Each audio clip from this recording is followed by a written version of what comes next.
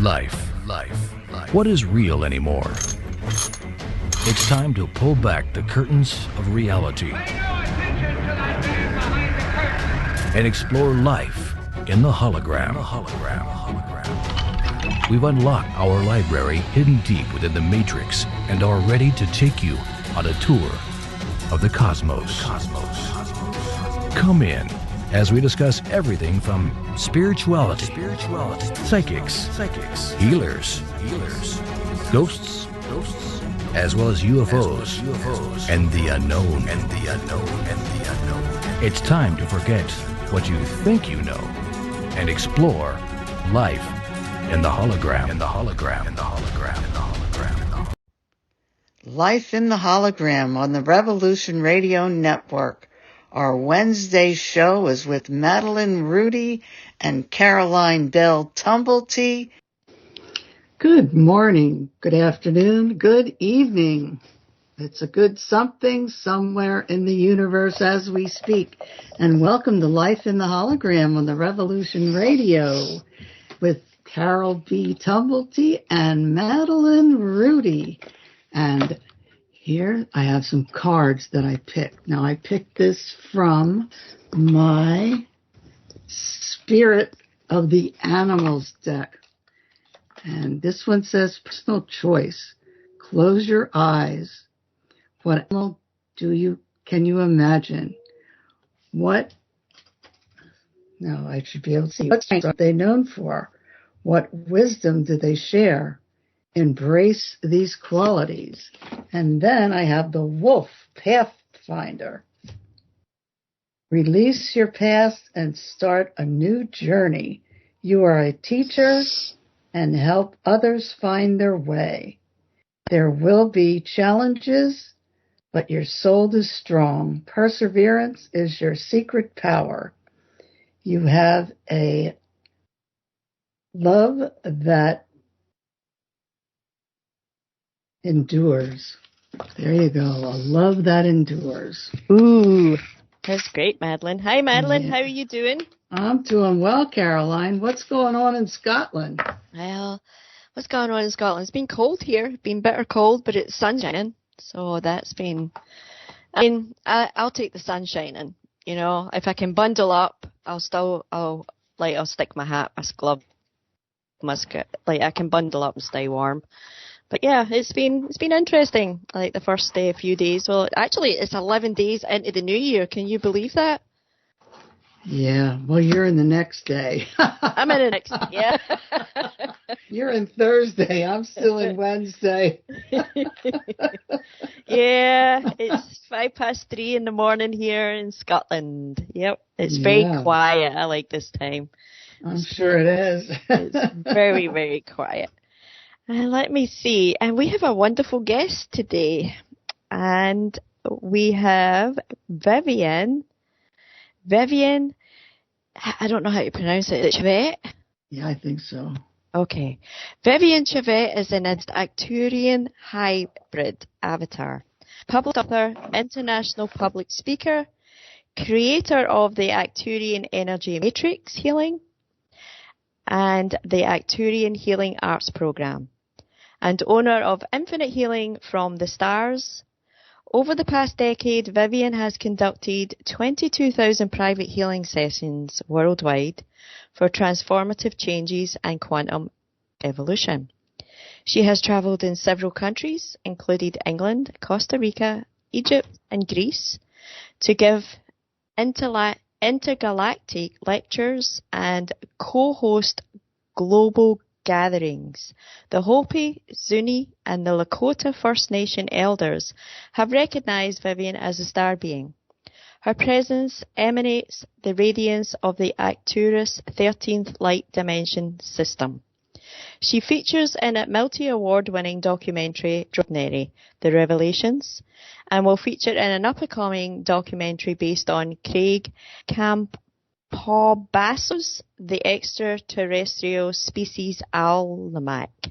Vivian has collaborated in the number-one-selling book series Wisdom of the Silver Sisters, Guiding Grace, and Golden Wisdom of Love, Legends of Legacies, available on Amazon, In 2020, Vivian founded an online community of like-minded people with exclusive membership, online events and retreats. She is the producer and co-host of the Infinite Star Connections podcast, and she has a YouTube channel, the Conscious Awakening Network, Facebook and Patreon.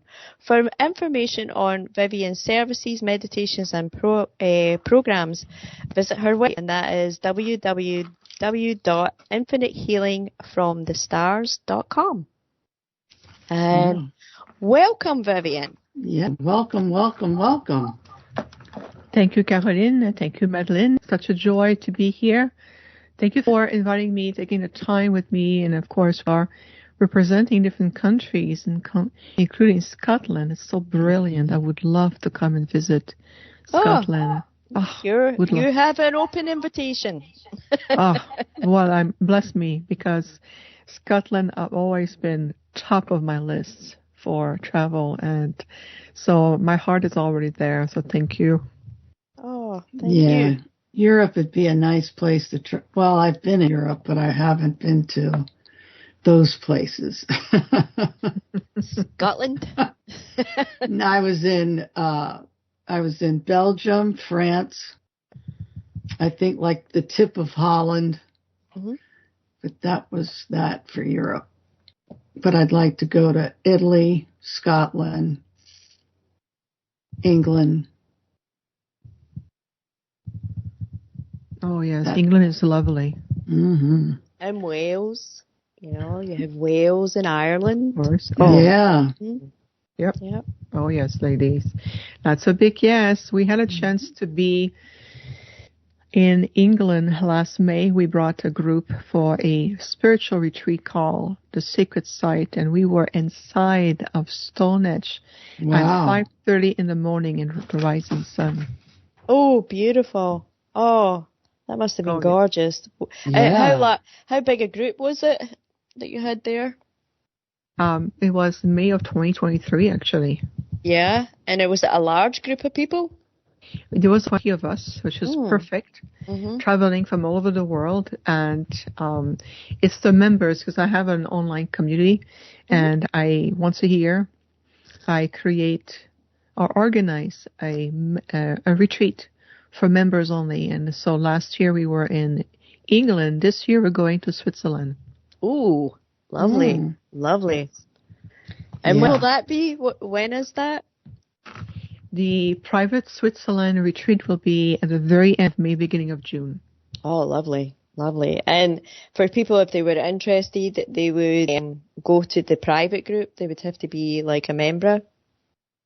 That's a good statement. So everybody is welcome to pick a membership that is perfect for you and your budget, very reasonable pricing.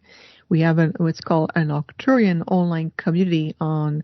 Currently, we're using the platform called Patreon, and our community is very dedicated. I can see that it really a group of light-minded people from all over the world who are really dedicated to their transformation and expansion and their reascension. So it's the retreat we're having is for members only. You have to be a member for at least 3 months with us, because it's a commitment. We're in this together to grow, and we provide a lot. So we said, just stay with us, see how you're going to expand, learn, and rediscovering aspect of yourself. And this is why we're really thrilled to decide, ladies. In about 2 weeks, we're going to do another private retreat, but this time in Sedona, Arizona. Yes. I used to live there. So did I. Well, I lived in Arizona. Visited Sedona. No, I lived in Sedona. You lived in Sedona for how long? Yeah, for close to 5 years. Wow. Okay, that's credible. I lived in all parts of Sedona. I lived in the village of Oak Creek. Okay. I lived in West Sedona. Yes. And the Chapel area. Okay, yes, beautiful. Yep. I was all over. I Wow. never moved so much in my life.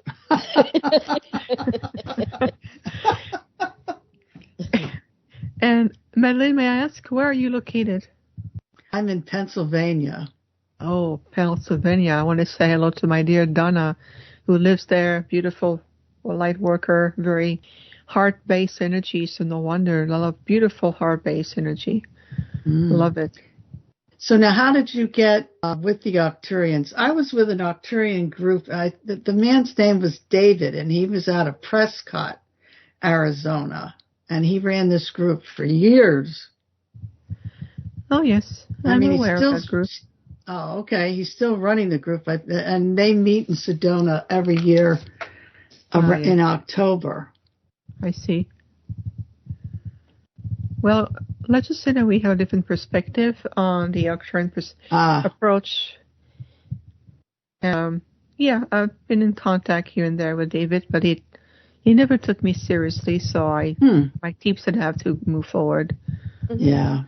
Well, sometimes, that happens. It's okay. But how did you get involved? What happened? Yes. Let's explore this way. I love the question. So,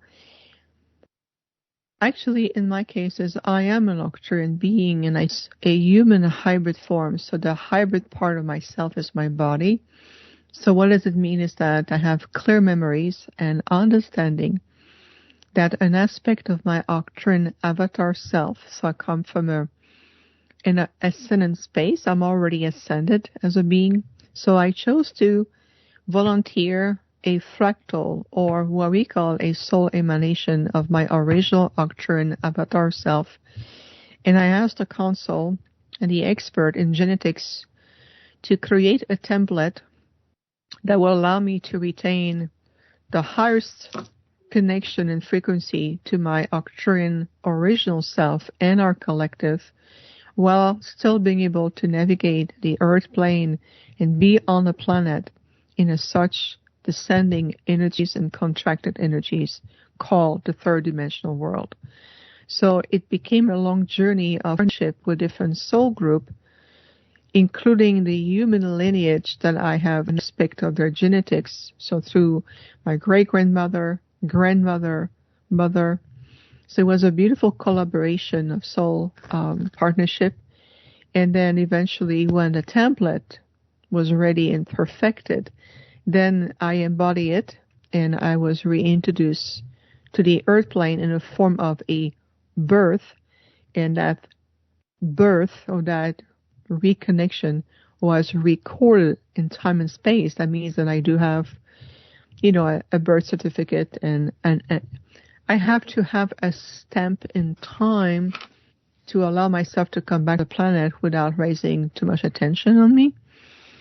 And then this is where I chose to come back right at the beginning and understand the journey of a human. I want to understand what it feels to be in the body of a child, and later on a teenager, later on a young adult, and all the way through to where I am today. So I wanted to go back to the journey that I call it returning to the ABCs of relearning what it felt like to be an earth human. What challenges are you going? What demands does it involve emotionally, mentally, physically? So even as a young child, I've always known that I was placed on this earth for a very huge mission. My delegation have always been very involved with me, especially with my Arcturian father. He has assigned to me a very large group of Arcturians, and also we work with other beings to supporting my mission while I'm on the planet. So in my case, the difference is that in my case, I have no need to channel, or have no need go into a trance or do certain rituals to connect. It's part of who I am. It's as natural as going on Skype to have this wonderful conversation with each other. So in a nutshell, this is how I know. So you have your communication is clear, it's that's what I wanted to ask you. So you have this recall, how your birth was planned, and you were involved in that planning, and you wanted to go through the human experience of being a child, being a teenager, being an adult. So I think what my question is, like, were you remembering, like, as a young child or as a teenager, like, were there, like, unexplained memories or things happening? Yes, I always retain the necessary memories to allow me to first concentrate on the task at hand, which was to be here, as opposed to be distracted with the fondness of where I come from. Believe me, it's a lot easier. And as I move along into the evolutionary process of understanding what it feels like to be a human being, then I chose to, and I ask, only give me the necessary memories as I go along until I reach a certain point. And that was a lot easier this way. And for those of you who are listening who are starseed, meaning that in your heart and in your soul, you know that you come from another star groups, galaxies, another star system. You know in your heart that your star family is watching over you. You know what I speak of. If you have too much memory too fast, well, I could have said, you know what? My intentions were noble. I want to help this planet. I want to help this civilization in the midst of a reascension. But it's too much for me to be in the physical form on the planet. Bring me back into my original form, and I will help this way. I could have done that. But one thing out of experience, I can tell you for sure, the level of implication and the level of direct influence, it's not the same. So I am much more effective being physically on the planet with you rather than to be comfortably in my beautiful Arcturian self on board our sophisticated ship and communicating to point of contact on the planet. It's much more direct, much effective, and it accelerates the process. So this is why I chose to stay. Yeah. Fascinating, huh? Well, yeah. We both went, well, yeah. Yeah. Because we're trying to get out of here. I know. Yeah. But let's back up a wee bit. You said the ship. Like, my ears perk up when I hear ship. Like, could you describe it? Describe what exactly, Caroline? You had said you go on the ship. Oh, yes. Can you describe it? Well, that's what I want to know, too. Do you go off planet now? Yes. Yes. Okay. So technically, even though I am visible, you can see me eat chocolate, you see me eat, drink, cup of tea, you can talk to me, shake my hand. I am, but at the same time, I'm off planet. So I'm both. Yeah, multidimensional. Yep, I get it. Yep. Yes. So what happens, ladies, is that, as you can imagine, the demands of energy requires of me just to sustain the daily energy demands, physical rejuvenation. I can eat as healthy as I can be, take all the supplement I can take. But ultimately, there's an aspect of my physical needs that can only be provided by our technology, which is the Arcturians. So I am cultured and very often rejuvenated. So I will go back to the ship consciously, sometime out of body. Sometimes they won't let me remember because they need me to stay out of consciousness to better rejuvenate my body and provide it with the upgrades that I need. And I just go there and I know that I'm there, and I go to my favorite part of the ship and I sit there in that little space that is designed for me, and I look at the earth and I look at the radiance of this beautiful blue pearl, and I connect to her heart, Mother Gaia's heart. And once you do that, well, guess what? You're going back to the planet because she calls you, and she's very, let's just say that Mother Gaia is very convincing, very attractive. She's very hard to resist. Well, now on these ships, I mean, I don't know how to explain this, but I know they have like sound rooms where they can take you into a sound room. I don't mean a sound room, but a room that has different sound frequencies that can regenerate this physical body. Would that be a correct I see what statement? you mean. I understand your question, Madeline. So the secret art of vibrational tones to rejuvenate the body template is something that is used by many intergalactic groups. We are not unique to us. So, for example, what is unique to us is that the ship is partially organic and partially technology. So that means it's very conscious activated. So there is a certain hum or a certain vibration that will be considered as tones that the ship itself recreates or produce. But once we are inside of our medical chambers or medical room, we have other ways. We're utilizing a lot of holographic advanced technology to rejuvenate and rebalance.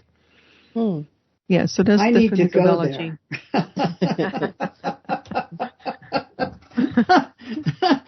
I need a rejuvenation fast. I understand. I think what I'm trying to understand, Vivian, is the ship that you refer to. It's not in airspace. It's in another dimension. Well, yes and no. Okay. So we stay in proximity of the Earth without being necessarily in the Earth atmosphere. We have to be well beyond that. But let's say that for us, it's considered as in proximity. But we do vibrate and exist in a different dimension. So even though your 3D radar system or a NASA system and other technology, and with hidden technology, we have ways to avoid detection very, very easily. So you will not detect our ships. But we are not too far. We stay very close. We are always in proximity. An aspect of our ship are proximity, for sure. So where are the Arcturians from?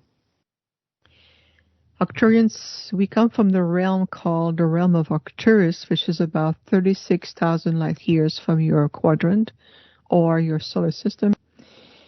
For us, it is considered the realm of our beloved star, Arcturus, and we have just about between 12 and 13 orbiting planets. So we coexist in a much, much higher dimensions, and our frequencies are a lot higher than that of human beings.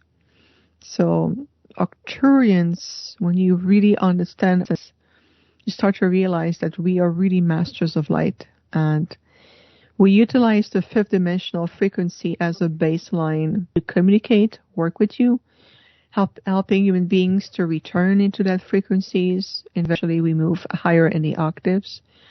We're very, very ancient in the sense that the civilization of Arcturians, we have been existing, I would say, at least for a few millions of years.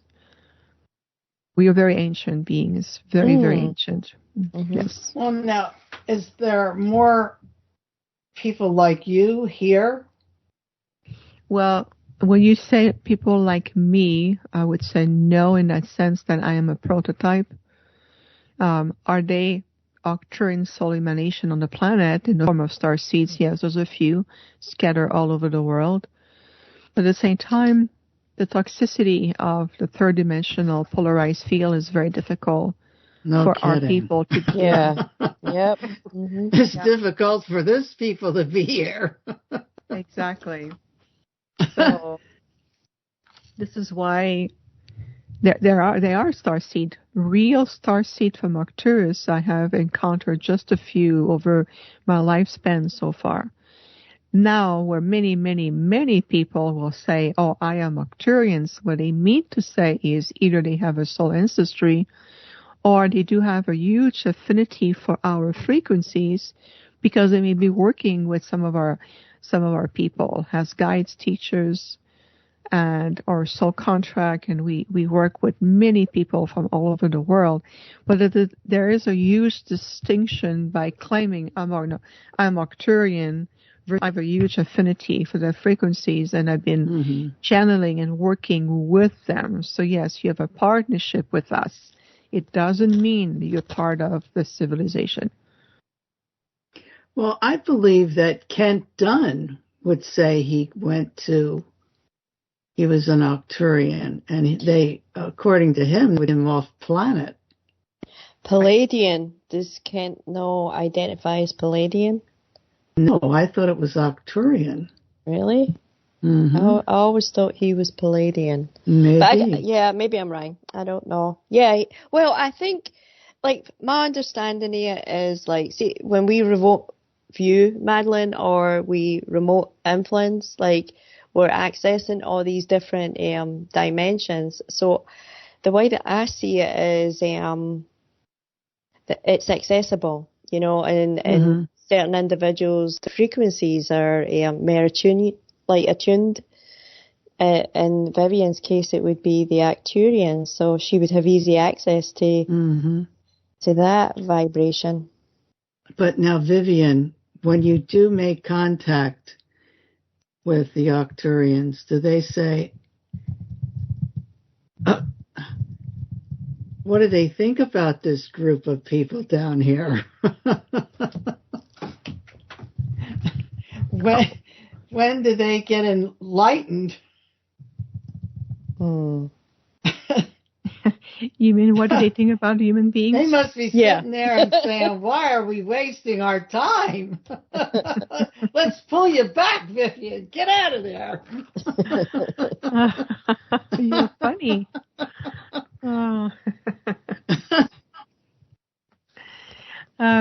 Not quite. We have a detective on the matter. You mean they have hope? The thing is that we recognize human beings for who they really are and the potential they carry, whether, no matter how far the planet has descended into lower frequencies a long time ago, we still understand the implication that it's more than just human beings. It's the influence, it's the infiltration, is the manipulation of other groups who have come planet thousands of years ago. It's the retraction of your DNA strand. It's the reduction of pineal gland. There's so many factors. Reverse engineering. Yeah. Yeah. Yes. Well, and I think there's a lot of battles going on here for different factions. People on the planet. Yeah. Land. There's a lot of land grabbing going on.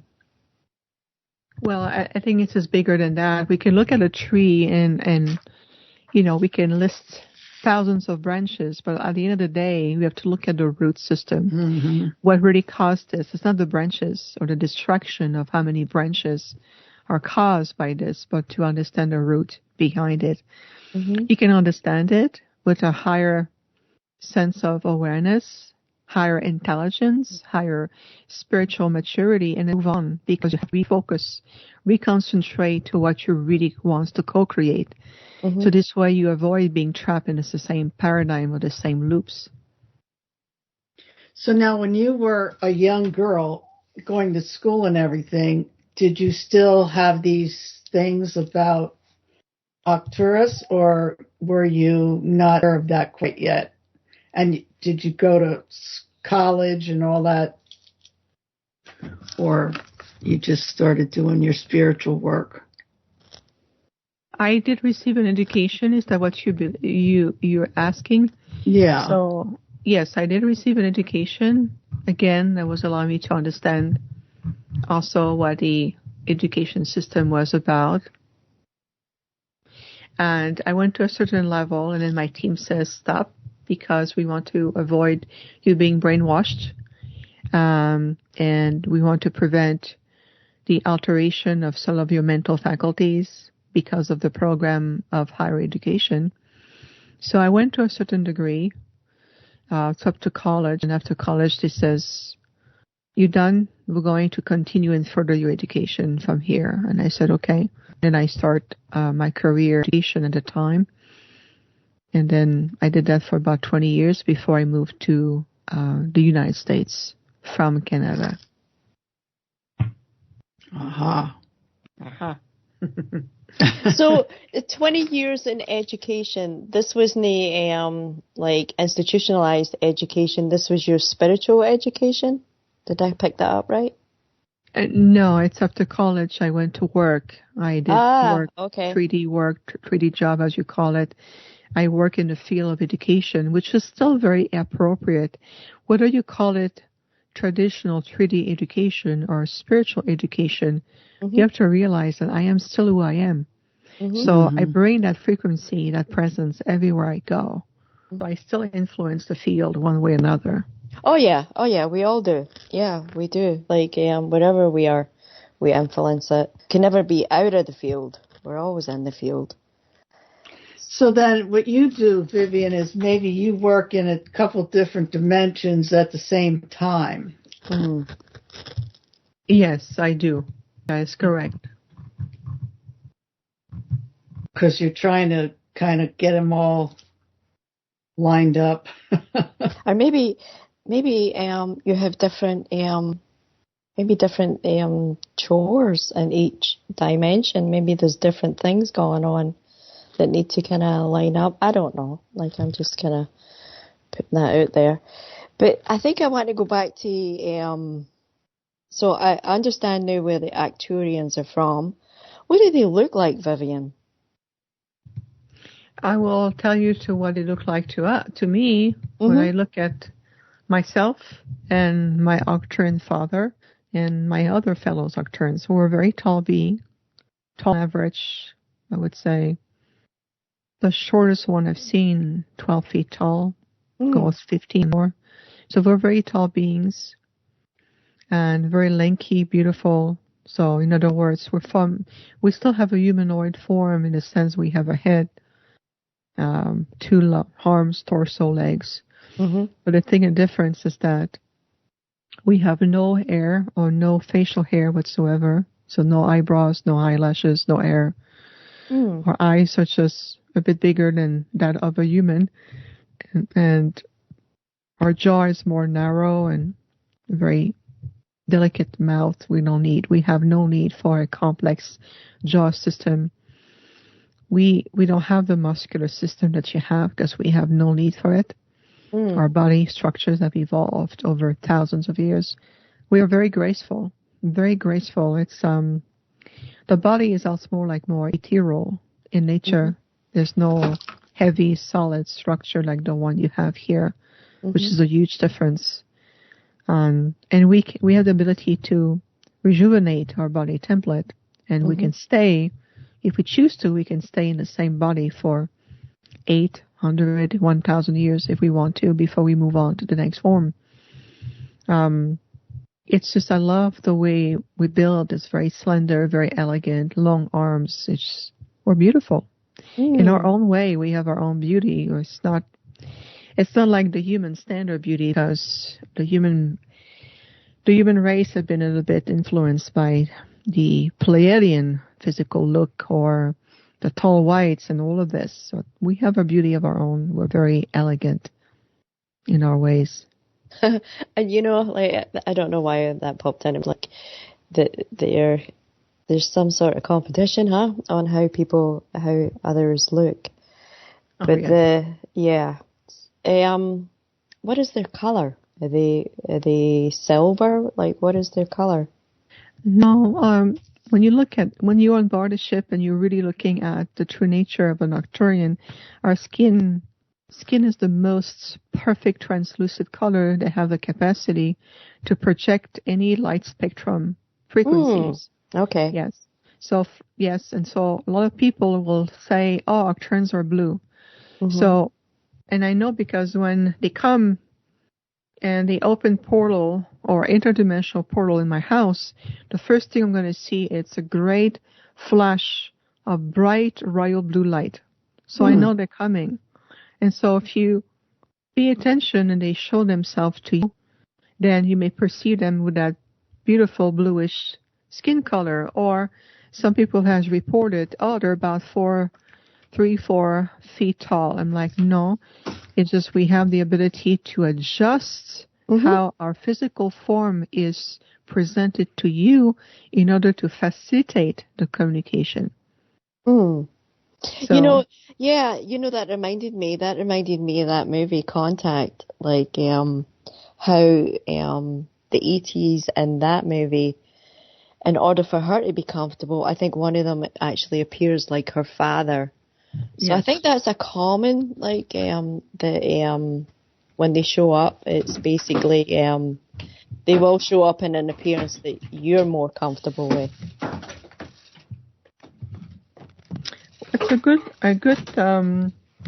It's a really good analogy that you brought here, Caroline. So that contact with Julie Foster, the beautiful being, that extra dimensional being, take on the form of her memories, her fondest memory as her father.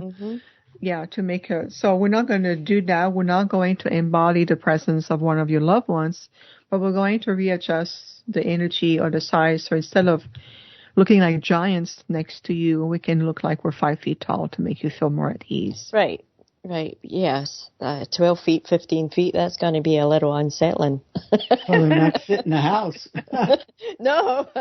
Yeah, right. Well, let me ask you this. Now, I had a friend, Cynthia Crawford. She passed away now. She was a hybrid.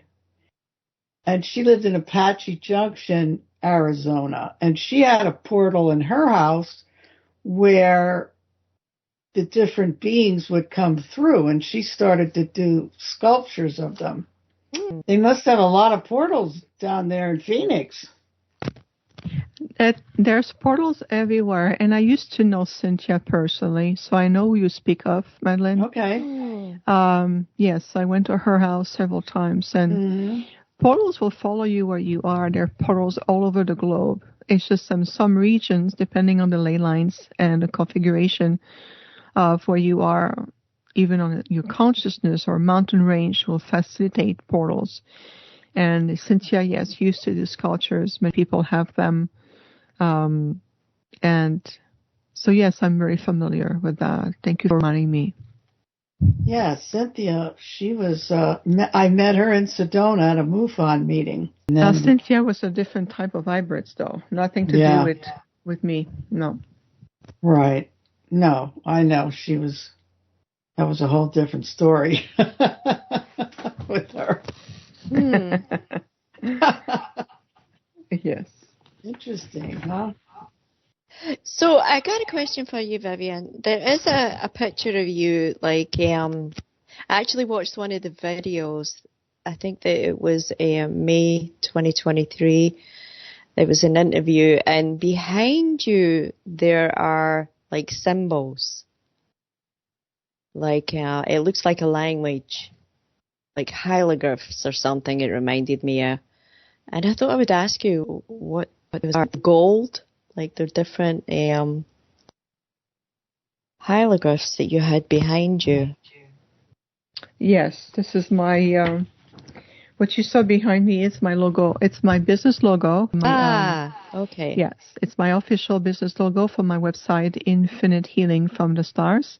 This was made for me about at least 12 years ago, if not more. And it does really represent or capture the essence of an aspect of the Arcturian light language. It has a lot of vibration or frequency embedded into the symbol, designed to help people get activations, memory activations, or ignite awakenings, or whatever you need the most. So what is magical about my official business logo is that it has been evolving over the years, and it's just still very vibrant to this day.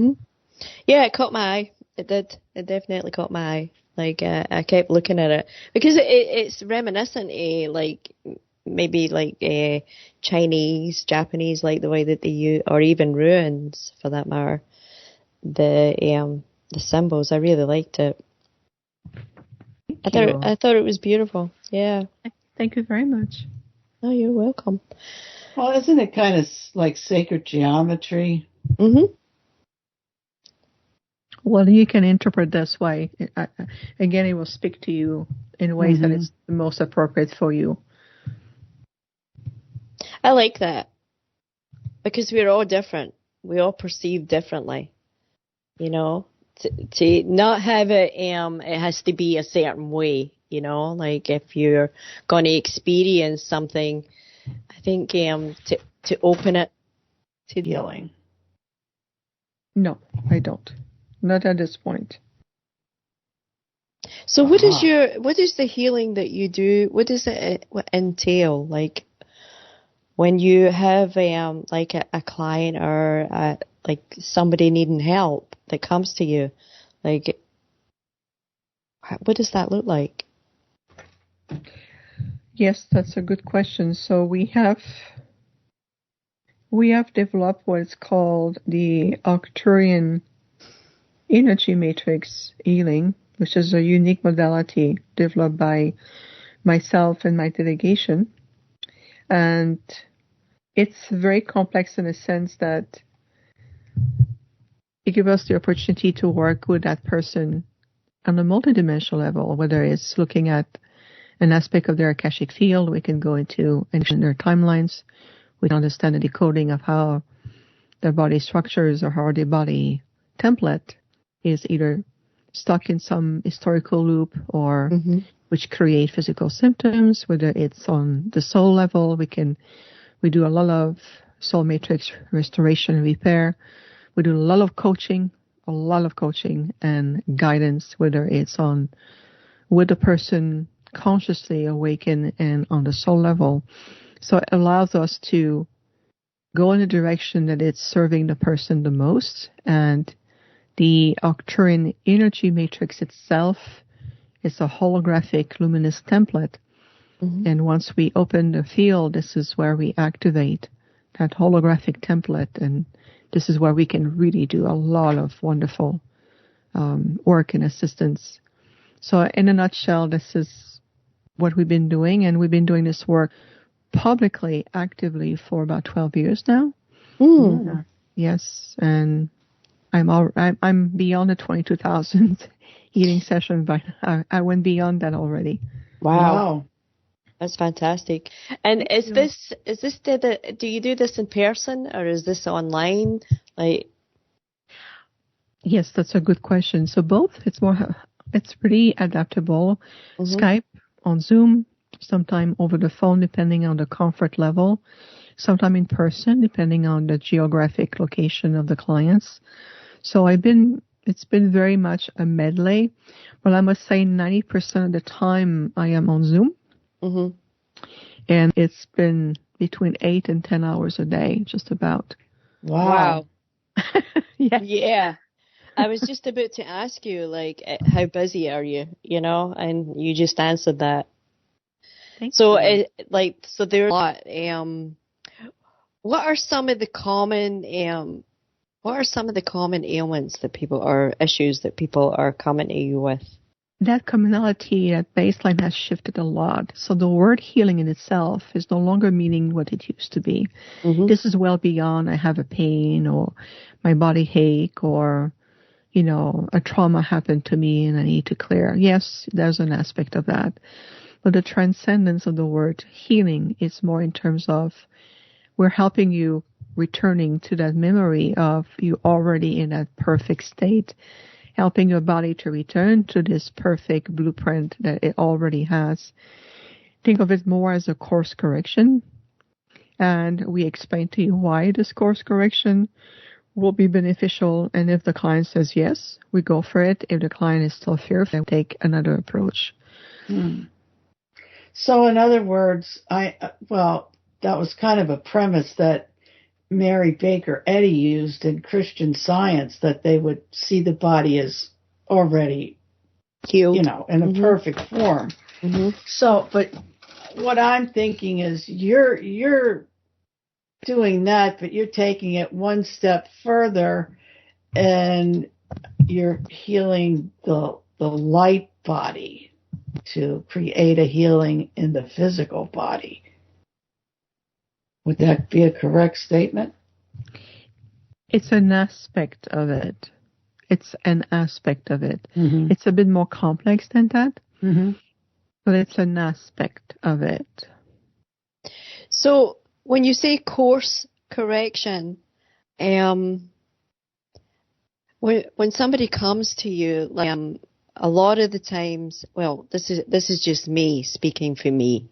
This is just like a lot of the time we can be lost, or we can be looking for purpose. And when you say a course correction, would that be applying to somebody that's kind of went off course, like kind of went on a detour, and you're kind of bringing them, or realigning them, helping them to get back a sense of balance? Yes, it's an aspect of it. Mm-hmm. It could be in that way, whether it's more emotional, mental, or even spiritual. But again, the word course correction is taking more on a quantum level, so it's not just necessarily on your journey here for what you're on your 3D journey level. It's more it can be just a vibrational create a course correction that simply realign you with your highest potential.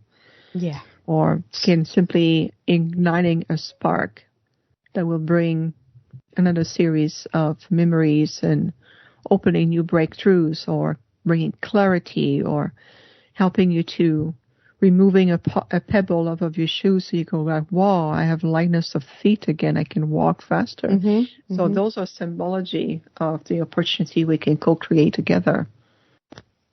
That's really beautiful. Thank you. Well, like when you think about it, it's like you're a conductor, like a symphony.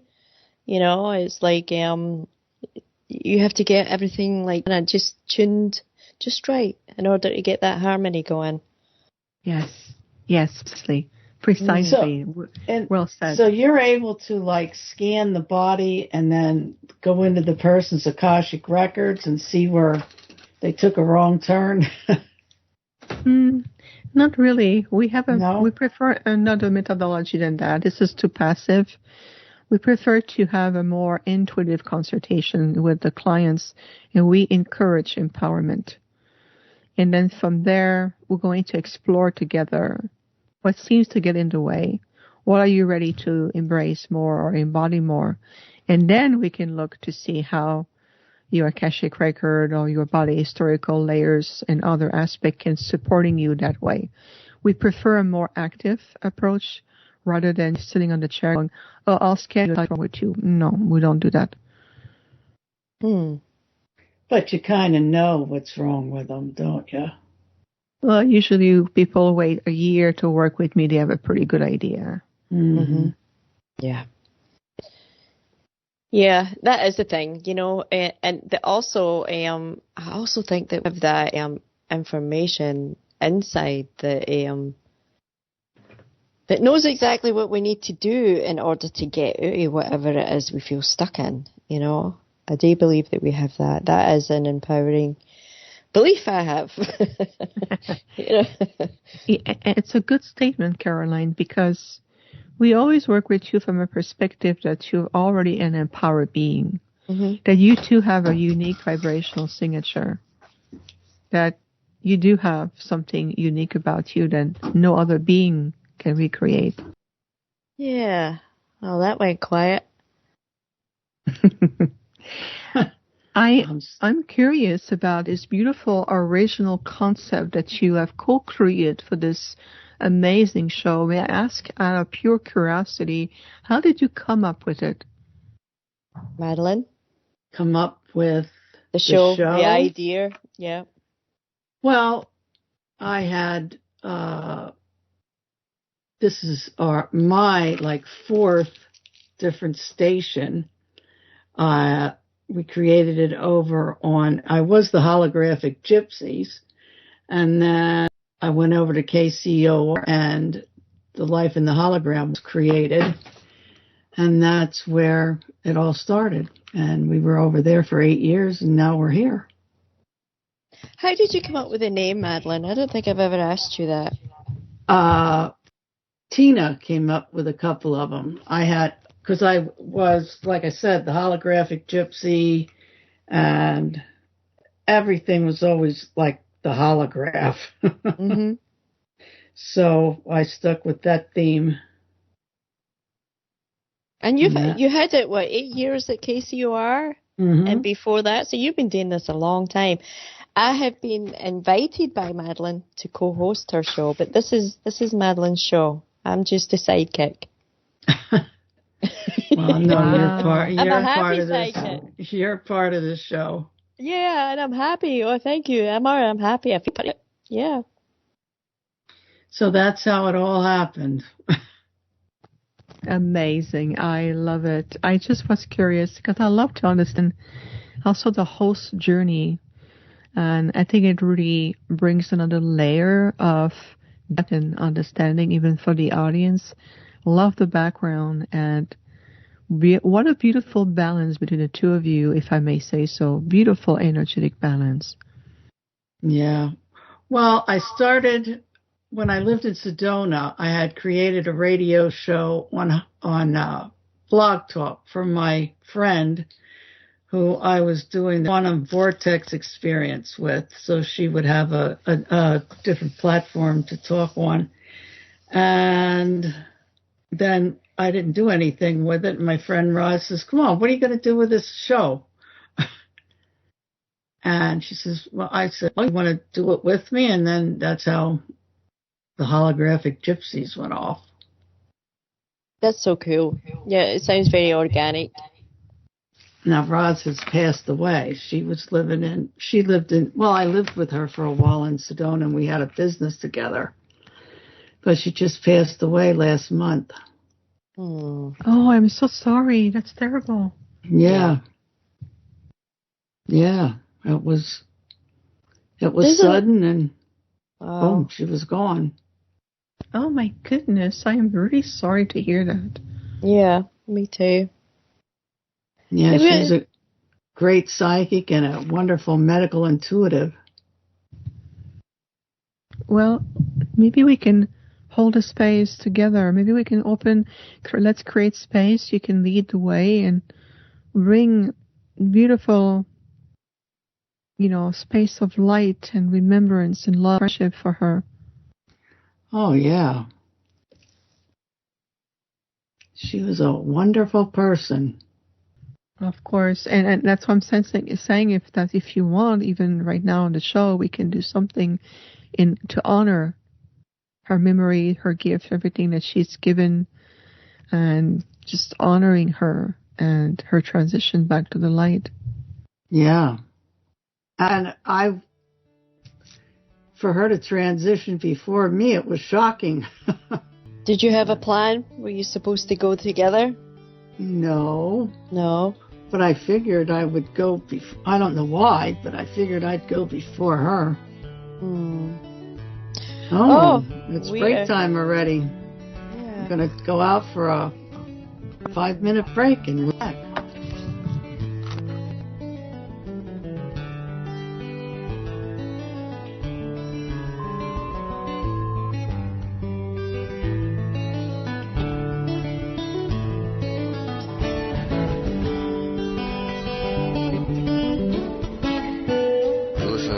Radio at freedomslips.com, and we'll be right back after this message.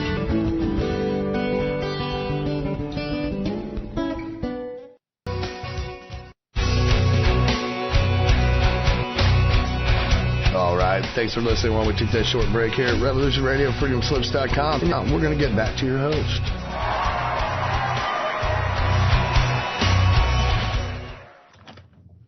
We're back, and you've been listening to Life in the Hologram on Revolution Radio. And just a little reminder, we are listener supported, so you can go to the page where you have the radio up on Revolution Radio's site and give a donation so you can keep listening to Revolution Radio. And back to you girls. Yeah, this is a great Revolution Radio. I mean, there's so many different shows here. Like, they have Studio A, Studio B, Nighthawk. There's a lot going on and something to listen to, something for everybody. Yeah, so buy the station a cup of coffee. Yeah, absolutely. And Vivian, yeah. Yeah, Vivian, give your contact information so our listeners know how to get in touch with you. Oh, thank you very much. The way to me is through my website, which is infinitehealingfromthestars.com, all lower caps all together. We have a contact form on the website. We have also our beautiful membership through the Arcturne Online community you can sign up for. We have our events, conferences upcoming. We also have free monthly meditation series every month. Everybody can sign up. It's a beautiful tool. We have our podcasts. So there's a lot there you can explore. It's truly an experience going to the website. Yeah. Absolutely. And we have it on I have two Life in the Hologram pages on Facebook, and all of her links are on there for all her Patreon and Facebook and Instagram. And YouTube. Yeah. Yeah. So go take a look at Vivian's information.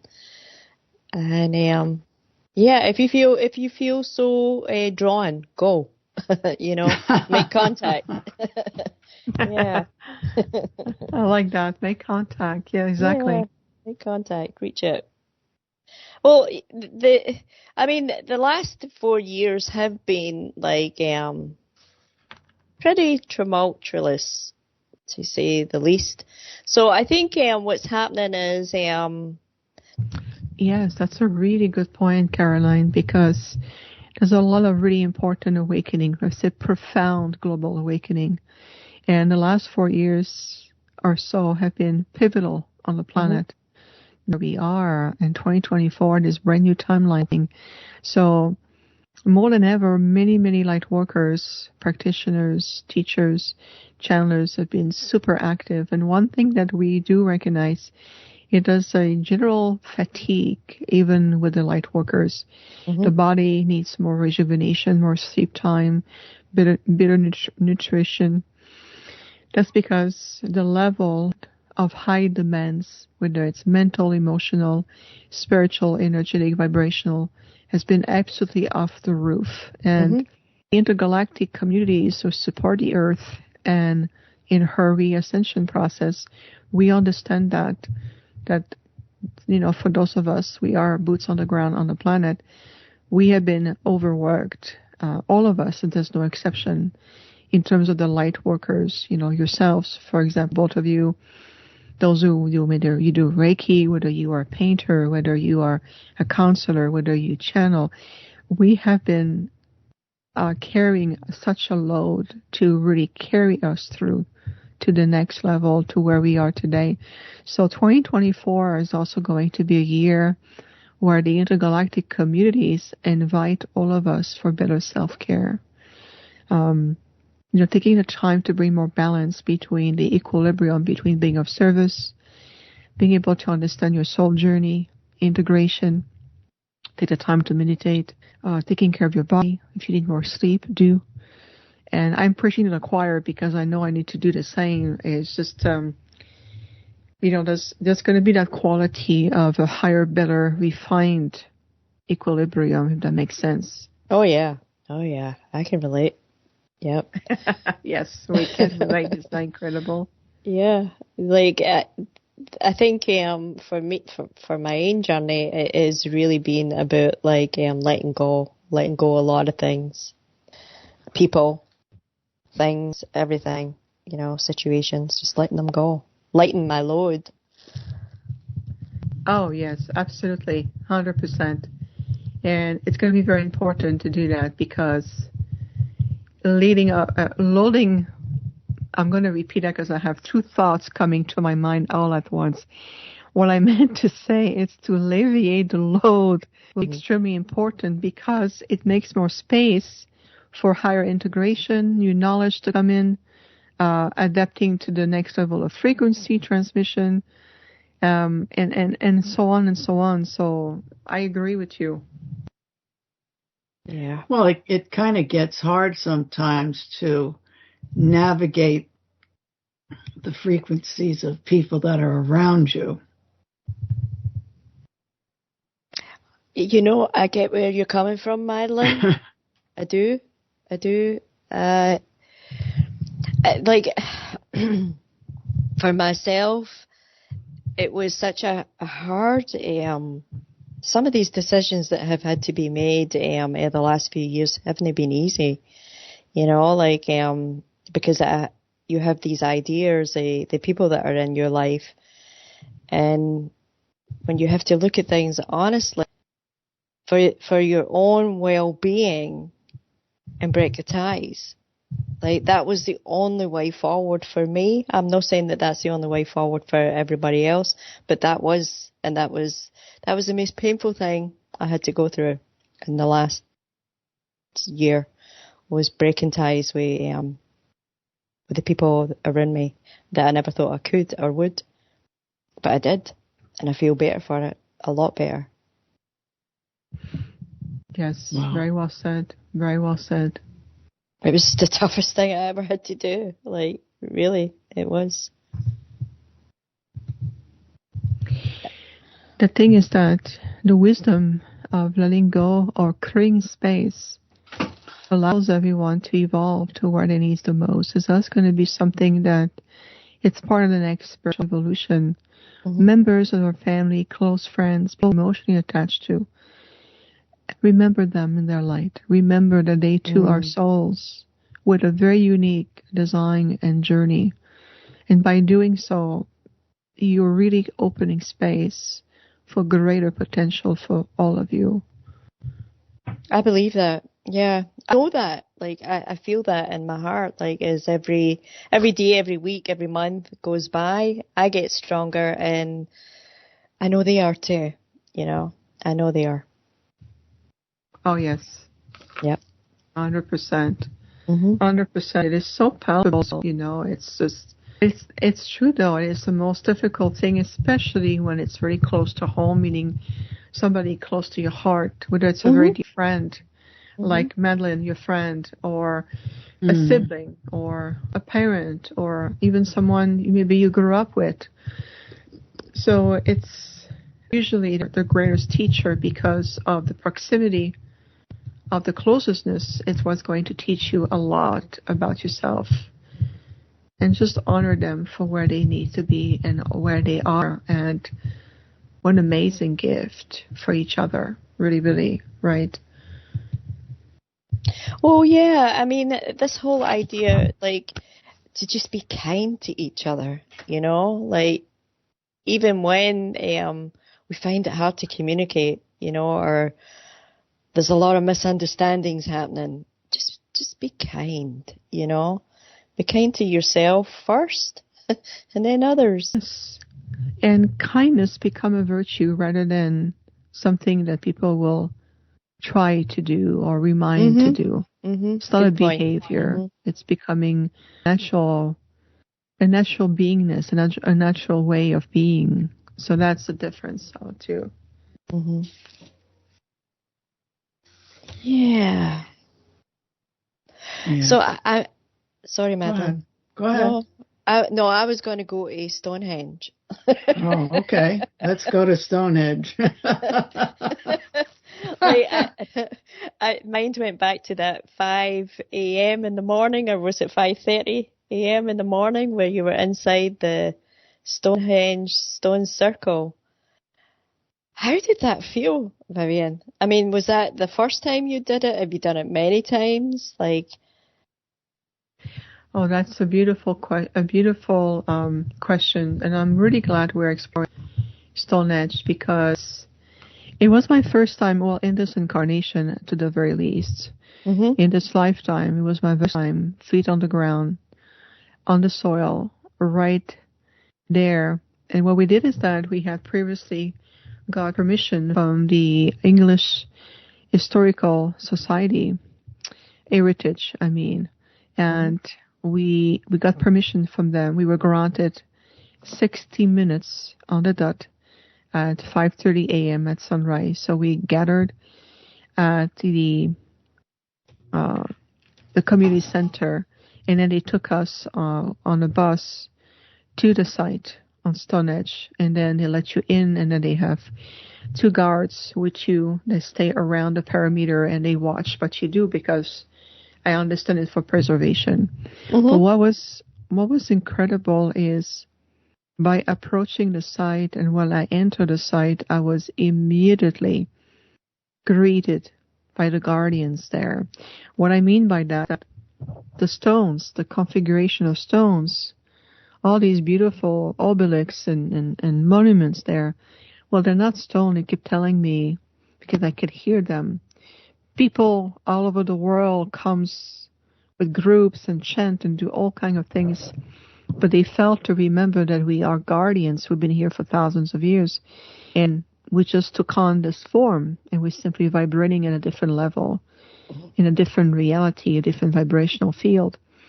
And because they knew, they recognized who I am, they were very happy to be able to communicate with me, knowing that I would understand what they need. So one of the requests that we received was to help them to rejuvenate the site. It was depleted.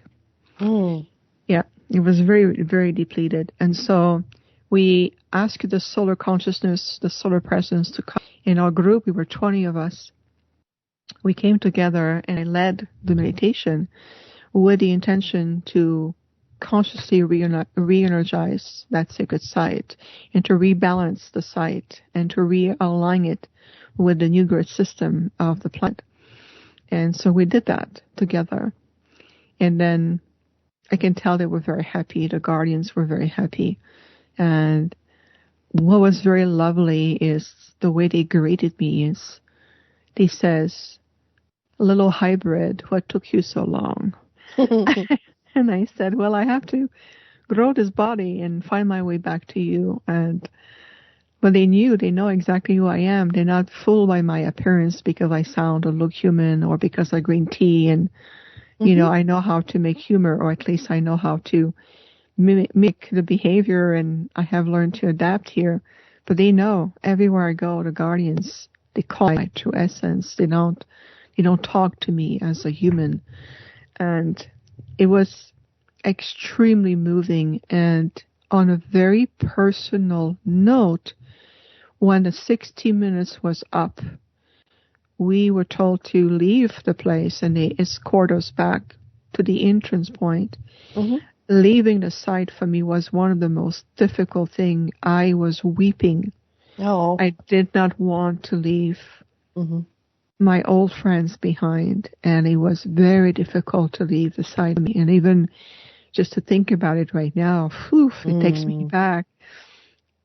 But it's just to remind all of us how much we are truly living in symbiotic connection with all life forms and the planet herself. Really, really. Oh, I think I lost you there for a minute. Or a second. Oh, no, I'm right here. Well, I had a guy on the show, Mark Oley was his name, and he was like would take people on tours in Stonehenge. Well, what I speak, and thank you for this, Madeleine, but what I speak of, for me, it's not a tour. It's not something I want to do to, bring one group after another like a production company. I was there for the first time with a very specific, meaningful group of light-minded people. We were there to support the guardians, work with the sites. We were there to be of service, not to take something from the site. No, I understand what you're saying, but that's Bob at Stonehenge. Oh, okay.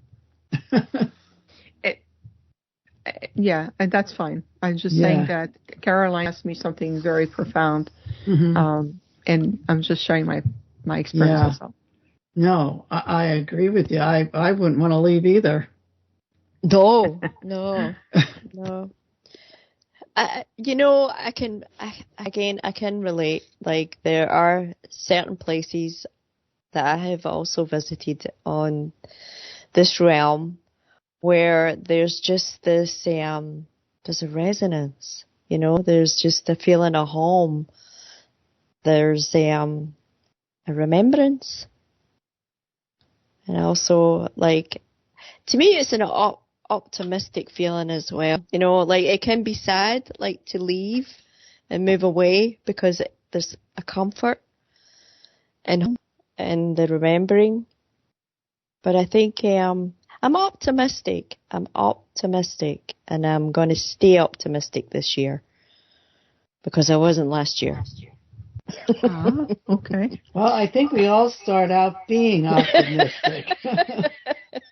Yeah, but I feel better, you know, like and like what Vivian was saying about like how depleted we have all become, you know, like, and then when you say that Stonehenge is also had been depleted and you felt the need to revitalize that, I feel that everywhere I go, you know, it's like it needs love.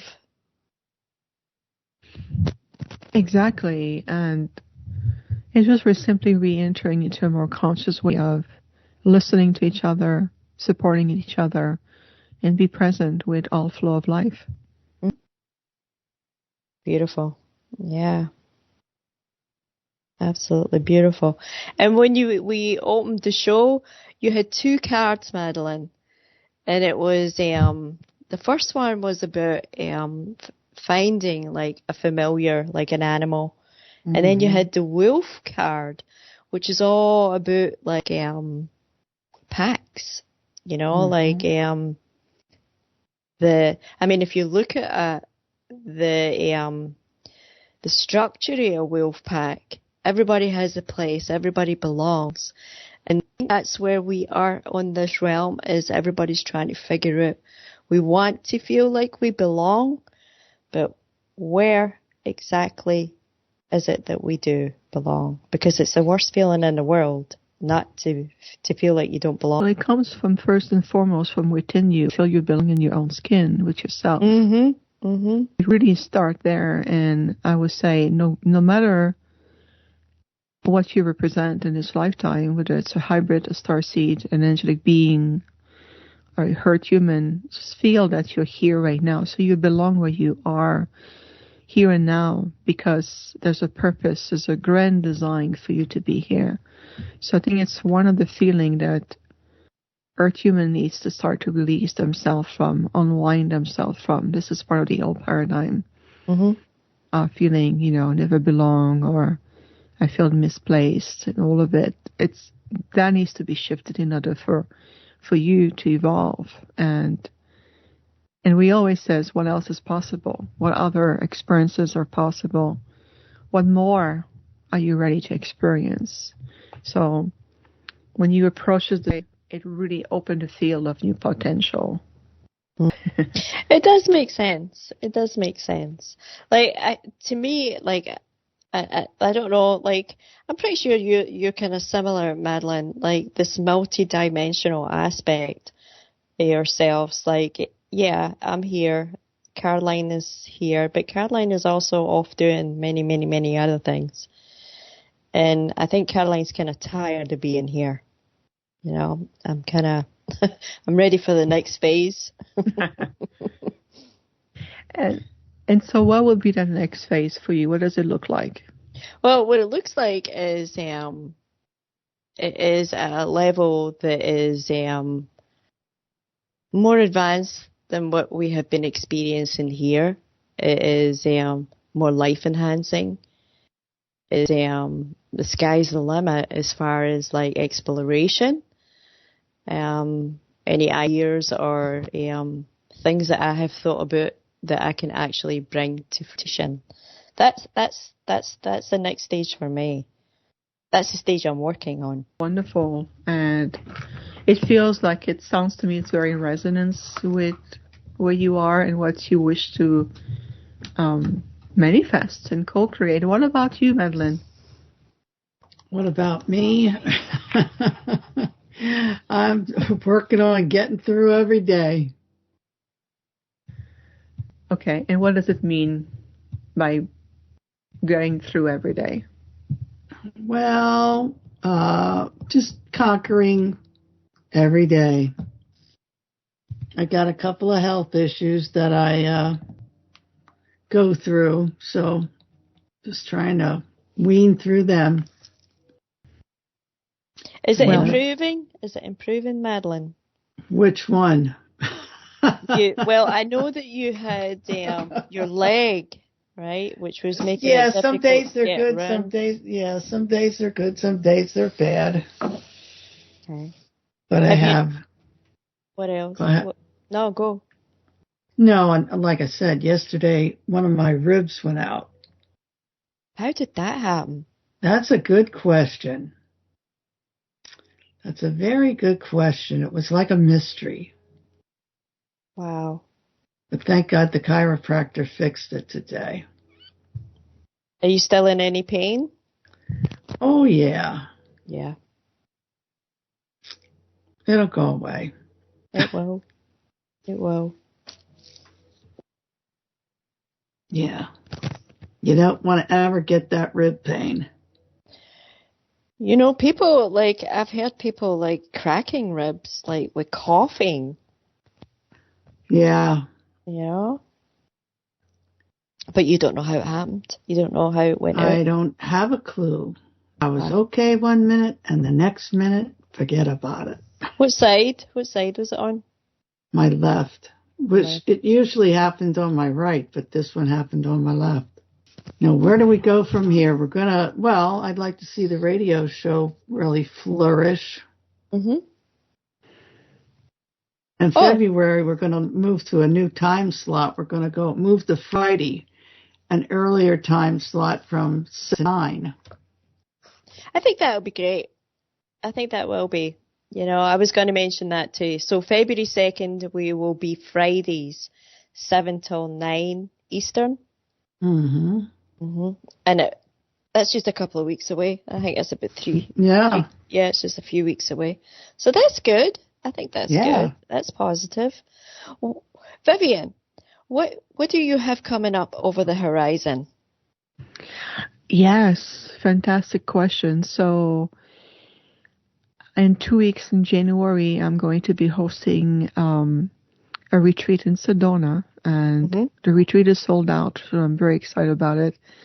And then in February 8th to the 10th, we're going to be in Los Angeles, California, for the largest spiritual conference called Conscious Life. And I have a lecture. I'll be doing a workshop. I'm part of 2 panels. I have a booth with my husband too, and so we're going to be super active during the conference coming up next month. And then in March, we're going to go back to Sedona for Suzanne Ross' event called the Sedona Ascension Retreat. It's going to be over the weekend. I believe it's also March 8th to the 10th this year, 2024.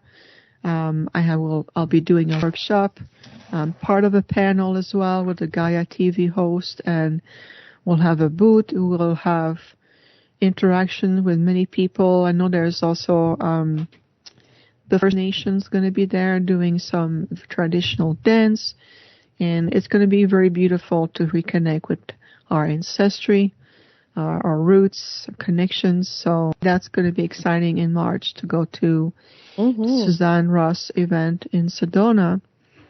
And then in April, I have another speaking engagement with the host of Fade to Black, Jimmy Church. He's coming to Scottsdale, Arizona for a live event, and I was invited to come as a speaker. Nice. Yes, so I think your work is unique. I'm sorry? I said the work that you do is unique. It seems to be different from a lot of other people doing. Okay. Thank you, Madeline. Thank you very much. I appreciate that. Yeah, to me it seems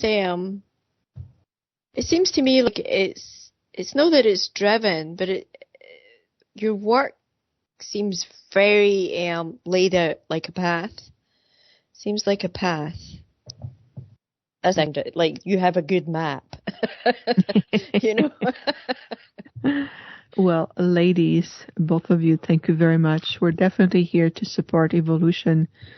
And believe me, very, very active with my work. And very busy between conference, between lectures, between travels. I have my online community.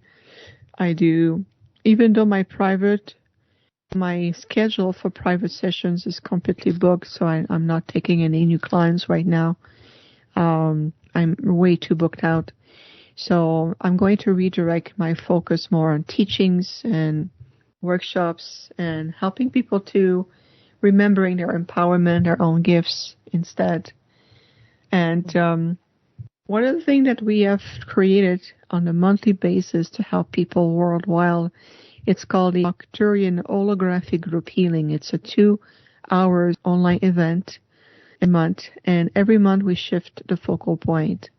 It's new transmission, it's different frequencies, it's different line of work, and so it's to replace the one-on-ones because it takes so much time, and then it really prevents me from moving forward in other works, in other areas of my work, I mean.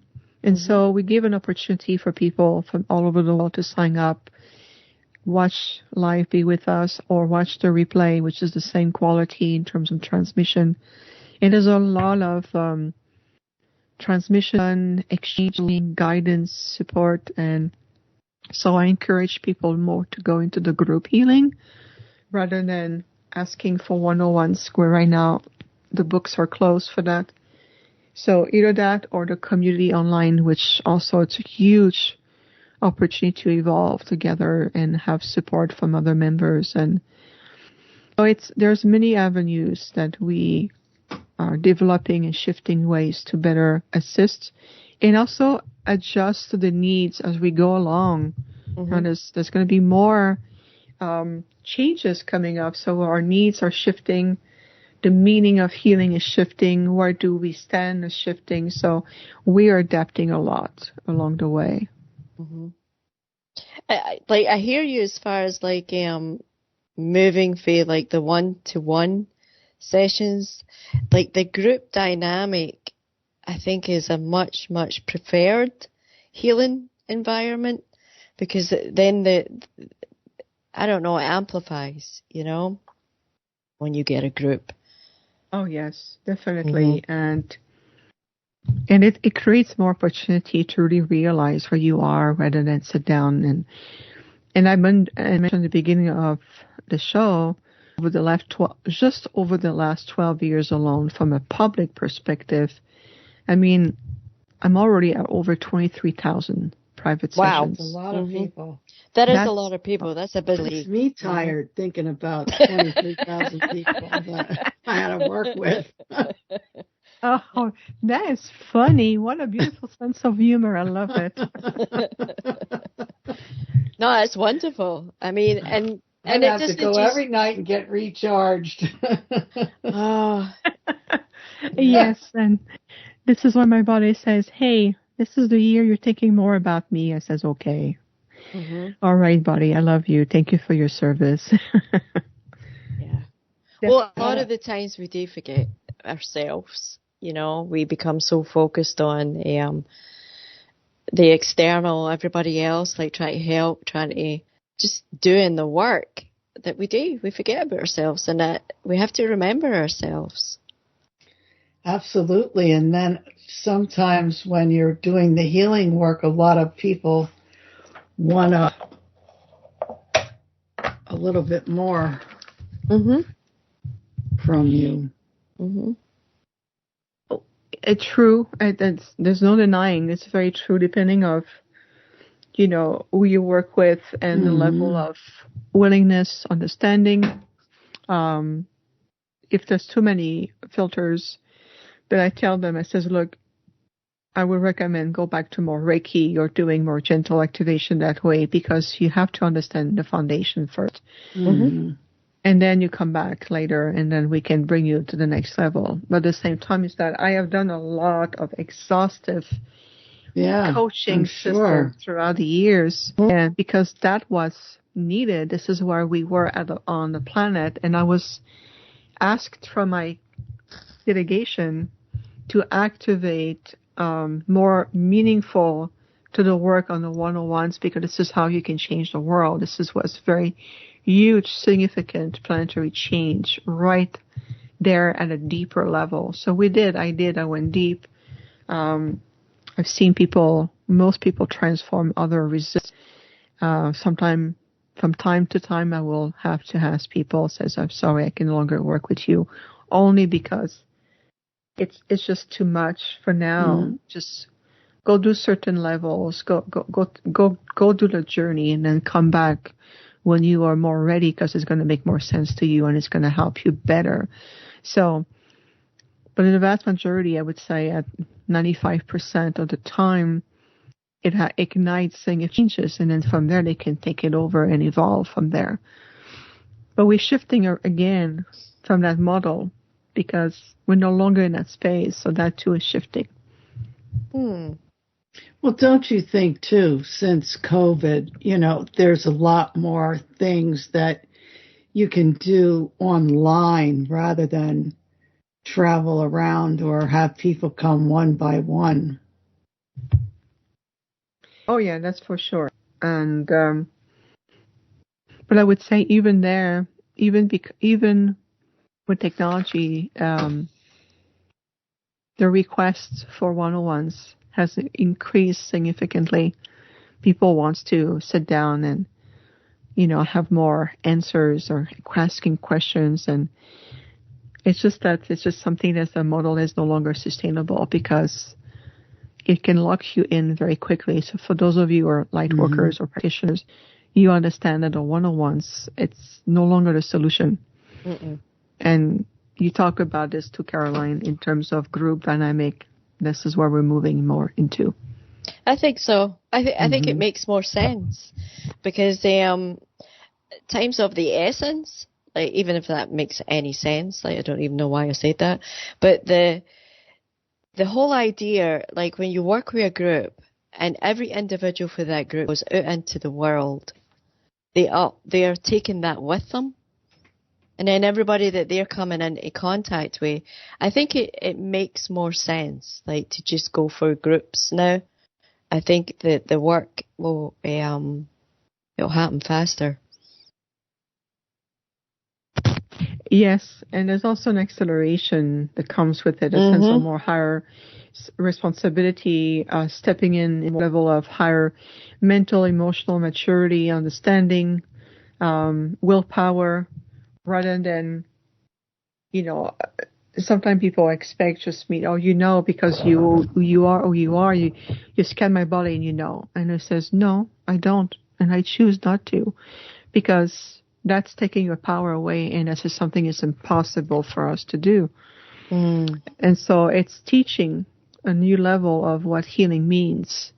It's understanding the decoding of your own body languages. So what is it your body is recreating as a form of blockages or a veil or a pattern that is attached to something else. So for example, I'll give you an example. Most recently, one of my regular clients came to me and said, Vivian, I just got a revelation. I said, oh, yes? Yes. She said, this repetition, right shoulder pain, and we worked on it. And I said, I understand what it is.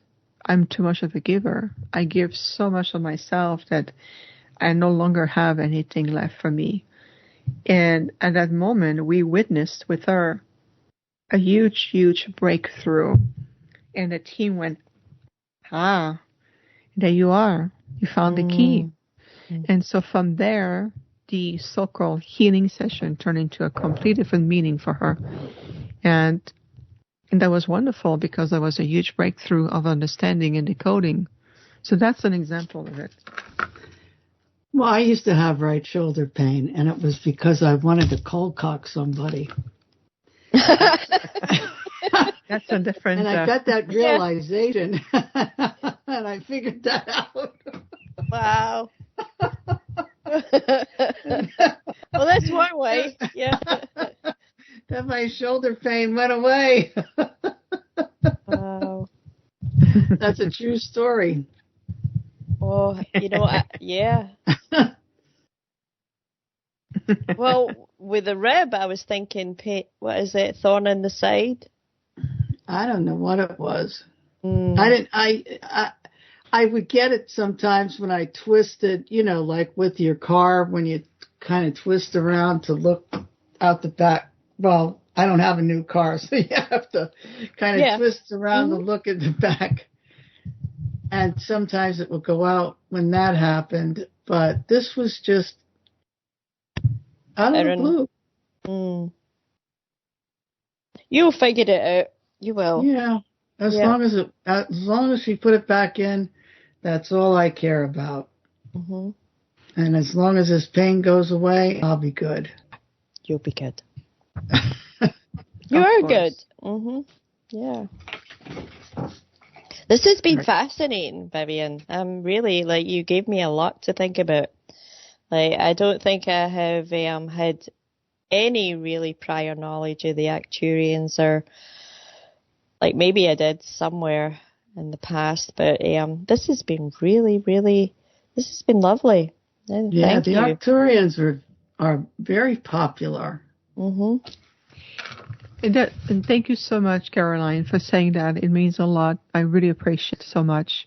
Arcturians have become repopularized because of the frequencies, because both on a global consciousness and planetary state, now it's more in tune with our frequencies. So now we're becoming more in sync with the new resonance field of awakening, ascending, ascension. So the frequencies we represent have become more polarized because you're finally ready to embrace that kind of frequencies. Mm. Well, 5 years ago, it was the opposite. So this is why right now everything became the flavor of Arcturians. But unfortunately, there's a lot of misinterpretation, whether in terms of who they are, the way they're supposed to be channeled with a lot of distortion. Mm. And for those who are true channels and do work with us, you have to realize that it's only an aspect of what has been given to that person according to the soul contract we have with this soul. So it's just snippets. Think of it as a huge iceberg that just reveals some aspect of itself. Arcturians' teachings, knowledge, and frequencies are very complex. It's very multifaceted. And we understand how to readjust depending on the integrity of who we work with. And some people will have a much accurate than others. And so this is why I'm observing a lot in the community worldwide about Arcturian. It's just that we have become a more popularized umbrella because of the frequencies. Mm-hmm. Yeah. Yeah, I think I read a book the one time called We Are the Arcturians. Yes, it was an interpretation of that person's experience. She described us as a small beings of 4 feet tall, greenish blue color skin. And I'm like, red flag. No, that's not us. No. Wrong group. Yeah, that's the thing is that that's been part of my deep frustration. I keep telling the council about this, is that there's many other groups who come and disguise themselves under the umbrella of Arcturians. Yep. Go ahead. Yep. No, I have experienced that. I have had first-hand experience of that. Beings presenting themselves as something other than what they are. So I can relate to that. Yes, really is. And same thing with the Ashtar Command. It was so popular at some point. Mm-hmm. Oh, Ashtar Command is my twin flame, or Ashtar Command comes to me. Well, first, it's not an individual. It's a group consciousness. So that was the first misinterpretation. Second, the Ashtar Command energy itself was oftentimes intercepted and impersonated by other beings. Mm-hmm. So that was another example of this. I had an experience with Ashtar Command a long time ago. Yeah. Maybe 30 years. I can't remember the name of the woman. She had a book. I had names and everything given, and I was a commander and this, that, and the next thing. Very interesting.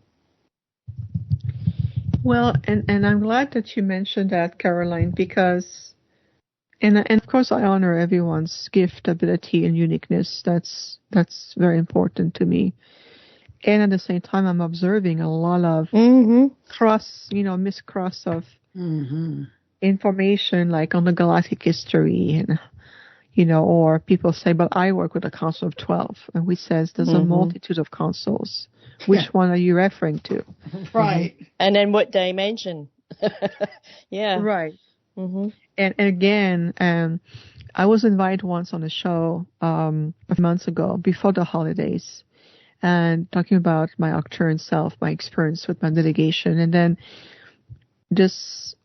a friend of the host joined in out of the blue, unannounced, with this other person with her in the room.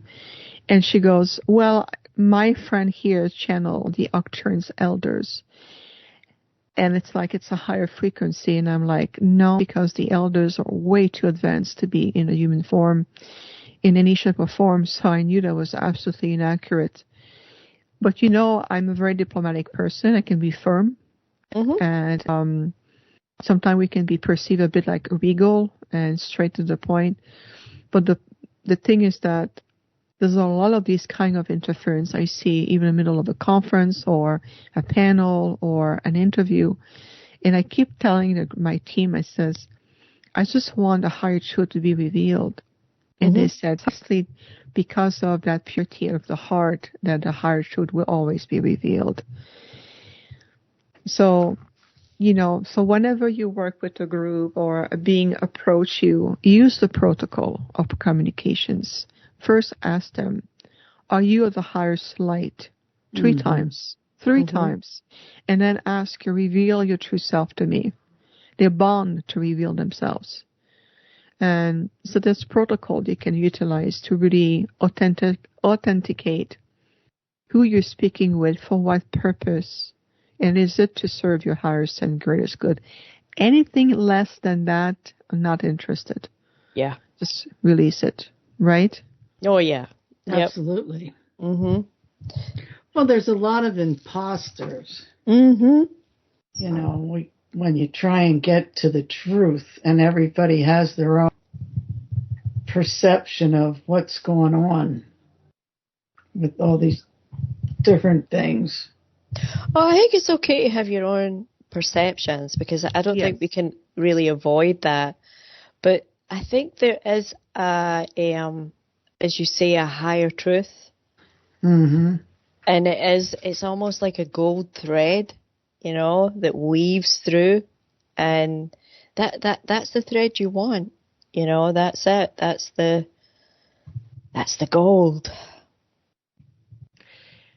Yes, and that's another good point. Always follow your higher guidance. Absolutely, 100%.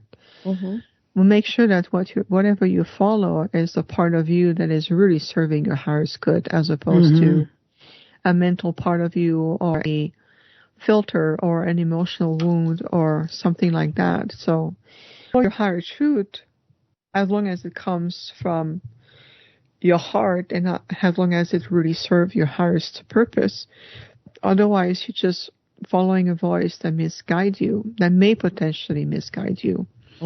So it really depends. Where are you on the conscious level? Where are you invested the most? And discernment, it is important. And I say this, and I'm saying it so that I can hear it as well. There's always it's nice to be reminded, because sometimes I forget. Yeah. I forget. And you get busy with your lives, and I think it's important to keep things clean, and I don't mean that in a physical sense as well as in a spiritual sense, kind of keep it clean, kind of keep cleaning it up, keep with a feather duster there, and cleaning it up. It's like a feather duster or a vacuum cleaner. A vacuum cleaner, sometimes you need the vacuum cleaner. Yeah, you need to suck up all that and send it back to source. I mean, it's work. This stuff is work. It is work. Absolutely. For sure. It really does. And we always says, step in your light, trust more who you are, listen, take the time to listen, ask different questions, listen to higher answers. Take the time to really attune with yourself because you're creating a stronger foundation. You start to feel more solid, more certain, less prone to actions and negative influences. You will receive those influences. You may be alert about them, but at the same time, it will take a lot more to take you off your feet or to swing off balance. And I think that's really wise. These are wise words, Vivian. Thank you. You're most welcome. Most welcome.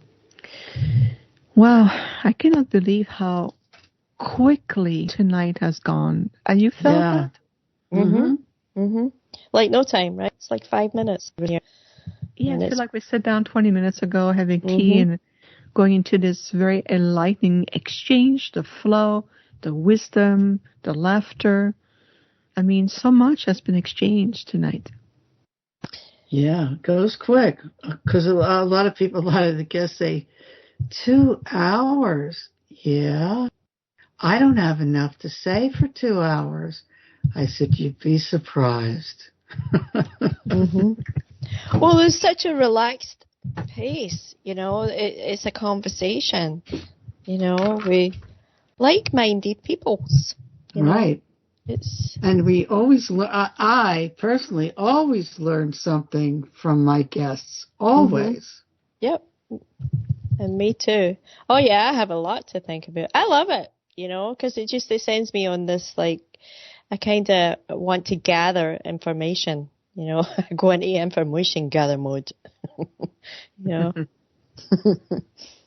Now you got something new here because you never heard of the Arcturians, Caroline. Well, you know, I might have read, but I never delved into it. I never dived into it. I never but that's where a lot of things. Like, there are a lot of things that are out there.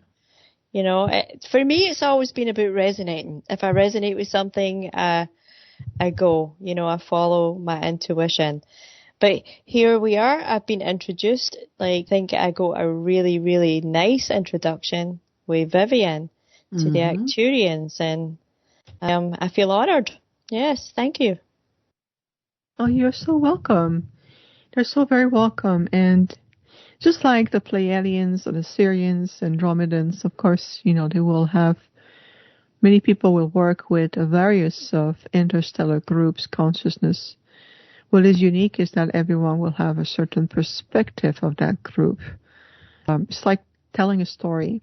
Let's say we travel to a place, or if you were to ask my group with whom we went to Stonehenge, well, each of them will give you a different version of that experience. So it's something very similar than when you ask different people, or even those who channels different groups or beings, they will give you their perspective based on their experiences, and that is based on the projection of their own reality. So this is why you're learning, you got to discovering different perspective on that one group. And in our case, I speak from a perspective of what it feels like to be an Arcturian being in human outfit, so to speak, you know, and being here with you all at once. So it's my perspective, the way we talk, the way we present things will be greatly different because of who I am. You know, I'm not a channeler. I don't need to channel. I'm not a medium. I am this being who are in connection with her source group, and I bring that.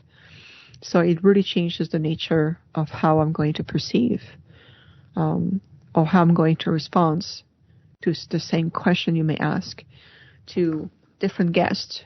So that's why it's unique. Everyone bring that level of different perspective. Yeah, I think that's needed. I think that is definitely needed. Thank you.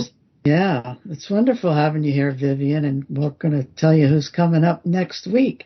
Maria Martinez, and she's a human potential activator, wealth consciousness activator, and medical support clinical hypnotherapist and medical intuitive. So another great lady coming on to have some more great information. Yeah, I'm looking forward. And stay tuned, listeners, because up next, I believe we get a grip, and it's the mechanic. So that's from 12 a.m. till 2 a.m. So stay tuned, listeners. And again, I want to thank you, Vivian. This has been really, really lovely. I feel really, feel very calm, very content in my being. Contentment, fulfillment, and also lead to more higher centeredness. So that's good. Mm-hmm. How about you, Madeline? How are you feeling? Like $1 million. Woohoo! Well, Madeline, that's awesome. Let's manifest that both in health, vitality, financial abundance. Yes. All the above. Mm-hmm. It's fun. Yeah, that'd be wonderful. Give your website again, Vivian, before the show ends, because it's going to end soon. Of course. My website is infinitehealingfromthestars.com. One word.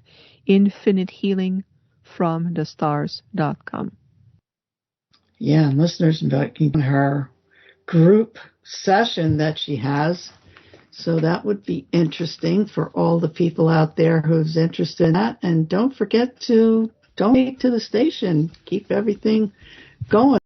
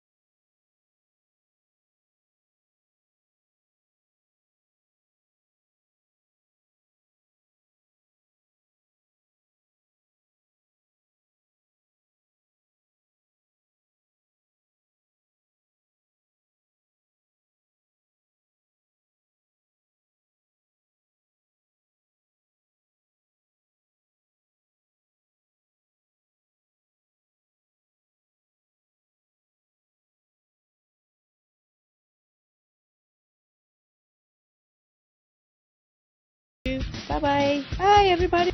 Bye.